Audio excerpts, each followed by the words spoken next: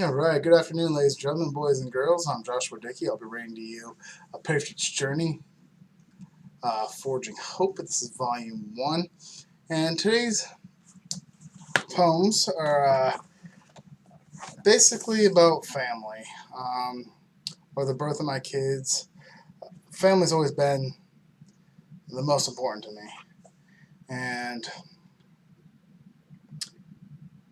up until my last deployment, it was the most important thing to me.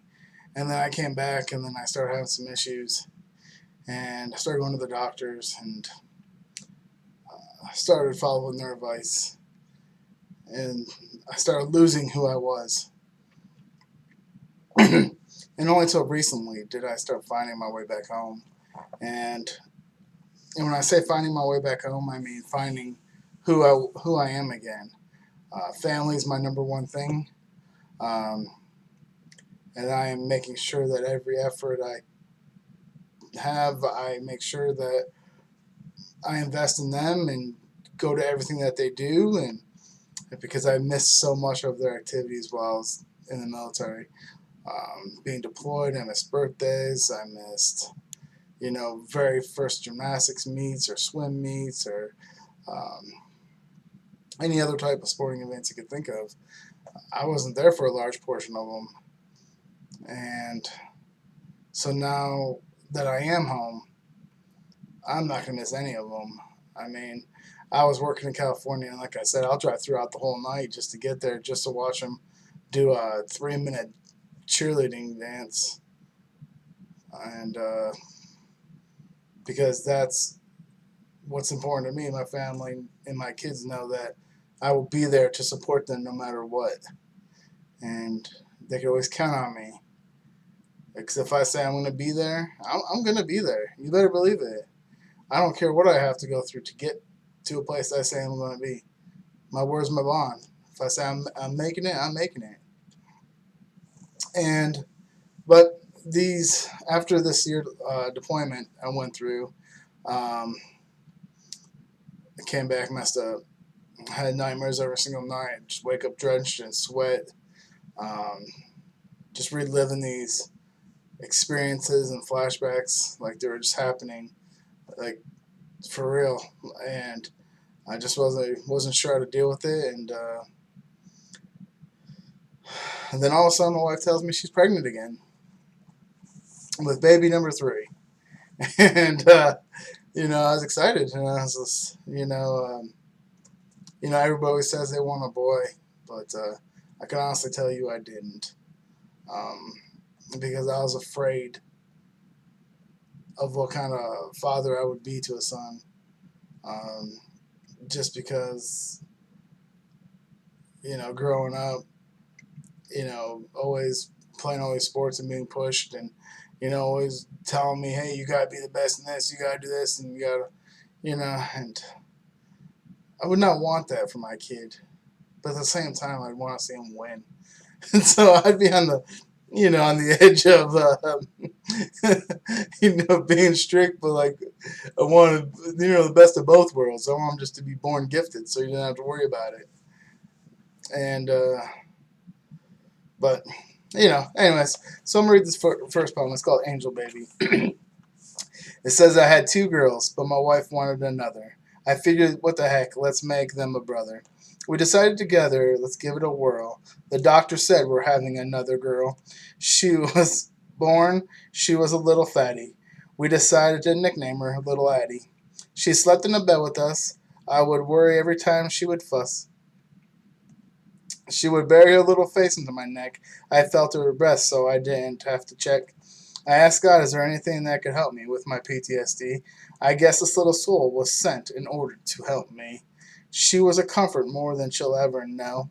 Helping Daddy little by little, it began to show.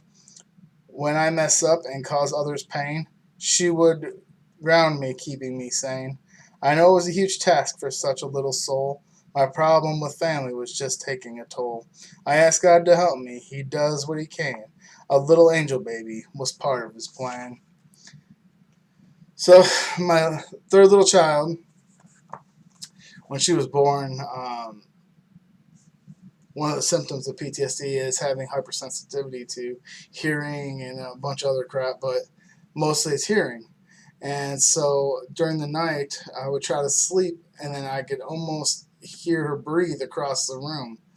And if she like fidget or move a little bit, and I didn't hear her breathe, then I'd have to go up and check and see what's going on, But it would just be she wasn't facing me, and so I didn't like that. So I'd pick her up and I'd stick her in bed with me, put her right next to me, and then all night long her little face would be right next to my neck, and I just feel it's like warm breath on me, and then I'd go right to sleep. But I wouldn't move because I didn't want to worry about crushing her or anything, and you don't want to be a 200-pound guy just smashing a little baby. Um, but she just filled me with peace, and she helped me sleep. Uh, the nightmares became less and less if she was in bed with us. When she wasn't, and then it would just go back to the same way it'd always be. But then I'd take her back again, and then all of a sudden it'd be like that, almost like serenity, over top. And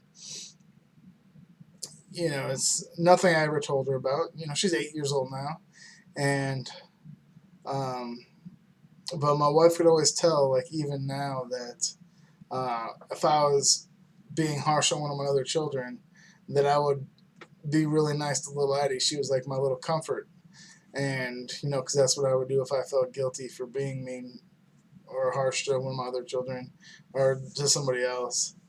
And she was right. Is that little girl is helped me along in such a way she would never could even fathom. Um, and that's just that's why I titled that poem "Angel Baby." The next poem is called "Baby Girl," and it's actually about my oldest. So, since having a child caused me to have more of a range, I used to be a hair trigger, but that had to change. My attitude used to be scary, tough, and mean. Now I give my daughter bubble baths and keep her clean. I enjoyed sharpening my knife and cleaning my gun. Now I play at Chuck E. Cheese or the park just for fun. It's amazing how she brings me so much love and so much joy. I know that we are forgetting there will soon be a boy. He spent hours and hours trying to get her to talk, but she decided she'd rather just get up and walk. This little shadow follows you all over the home. Then her first day at school, you had her hair to comb. A little girl is growing into a woman so fast. As a parent, you do all you can to make it last. This little girl is so happy and so full of life. She will one day make a wonderful wife. Now she's happily married and moved so far away. She'll be happy to bring grandkids another day. And this one's actually about my oldest daughter. And one day I was just kind of looking through our old photo albums, and I was much smaller back then. I was probably 135 pounds, 140 pounds, and so I could fit through the tubes, in Chuck E. Cheese. And one of the pictures is little Delaney trying to get out of the tube, and then me right behind her, trying to catch her, and she's crying, she was scared of the slide or whatever. But you just look at these little children that play such a major role in your life and who you are and who you become. Like before, here I am, this 20-year-old kid, short tempered. I mean, you touched me, I was on a hair trigger. I just swing. I didn't even care. There was no controlling me. I just didn't care. I wouldn't back down to nobody. I just it is what it was. And um, what made Delaney's kind of weird is I just left Afghanistan, drove through all of the night, came down to Midland, Texas, and Tara was in labor for like 40 hours. But previous to this, an IED went off and blew up one of our trucks, and killed a couple of people that were in the vehicles right outside of our gate. And so we were pulling security, and I am now helping secure this area, and I'm looking at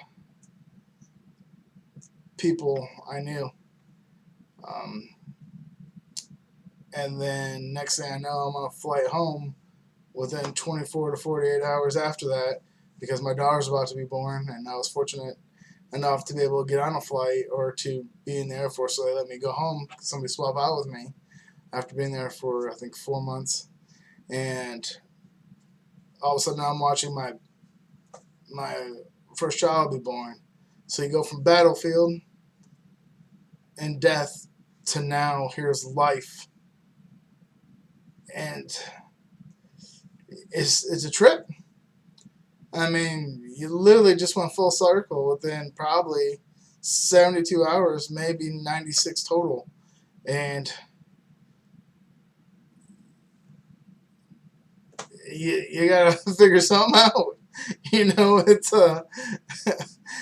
it's an experience, and um, but I was very fortunate to have a really good support structure at my very first unit I was in, and we all lived close to each other, and we all used to hang out together all the time, and so you were never alone. There was always somebody with you, like always, living next door. Um, and it was amazing to have that kind of camaraderie and that kind of relationships within a unit, and you thought every unit was going to be that way, and and then you realize it wasn't. But anyways, this first child was just, now you got to change. You start off in a battle, you're a boy on a hair trigger fighting in a battle. Now you have to learn to become a man holding this little baby. And now you're responsible for more than your life. You got a bunch of other lives now you're responsible for. And you can't be angry with holding a little baby. I mean, they're not made out of glass, but they're still delicate. You have to be gentle with them. You can't. So basically, manhandling a baby wasn't an option. So I had to learn to soften my touch, soften my words, soften just everything about me, which in essence changed who I was, and it shaped me from that boy to man. And this little girl now just becomes my whole world. And that's my priority, and because you just see how much, she was a daddy's girl. She just always wanted to be around me all the time. And, nothing beats, coming home and having your kid run to you, screaming, "Daddy, daddy, daddy," running to you for the door and just like trying to tackle you at the door. I mean, that's probably one of the greatest feelings in the world. I wish everybody could experience that. All that pure joy and happiness, because that little kid is just ecstatic to see you. So it changes you. I think for the better. But that's about the same time you start getting a rift.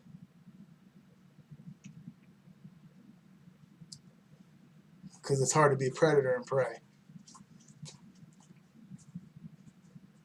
But it's the name of the game. But I would never take anything away from my experiences or what I did or where I've been, because it made me who I am today. And today I'm trying to help other people realize that you can get better. There is help. You just have to keep working at it, and you're going to fall.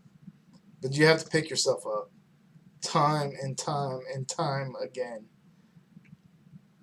You're going to fall all the time. Even people that don't have problems fall. So just do the best you can. Once again, if you need any other help with anything, contact me at forginghopepoetry@gmail.com. I'd love to hear from you. You guys can leave me a review in the comment section. But you guys have a great day.